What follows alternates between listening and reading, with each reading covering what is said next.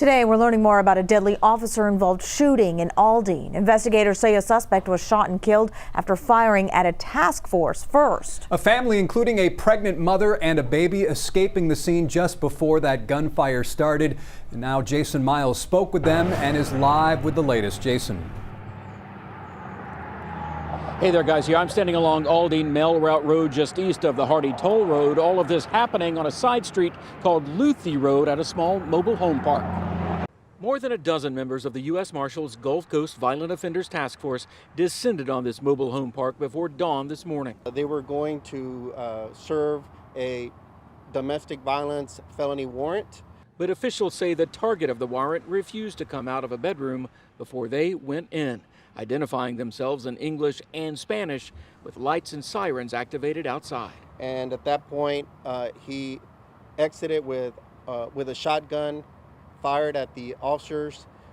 One HPD officer discharged his weapon at the male suspect, striking him, and the male was subsequently pronounced deceased. Friends and family identified the suspect as 26-year-old Ivan Gutierrez, who was wanted for allegedly stabbing his girlfriend. I just feel bad for his family, man. You know what I'm saying? He got 3 kids. This roommate, who did not want to be identified, says he, his pregnant wife, and 10-month-old daughter ran to safety before hearing shots, unaware, he claims, that Gutierrez fired first. I just told my wife to get on the ground, her and the baby. The HPD officer who fired the fatal shot was part of the Joint Task Force team and will be placed on administrative leave pending the outcome of an investigation, which is standard protocol. Although the chief is confident the suspect had every opportunity to surrender peacefully. There's lights, there's sirens, every single step that we can possibly do to not have an outcome as tragic as this, where there's a death involved, was used. It's just another example, officials say, of how a routine operation can quickly take a turn.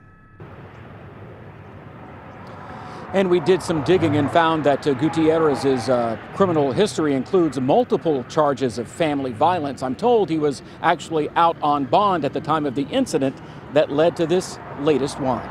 Reporting live from the Aldine area, Jason Miles, KHOU 11 News. And Jason, that is happening in the midst of Domestic Violence Awareness Month.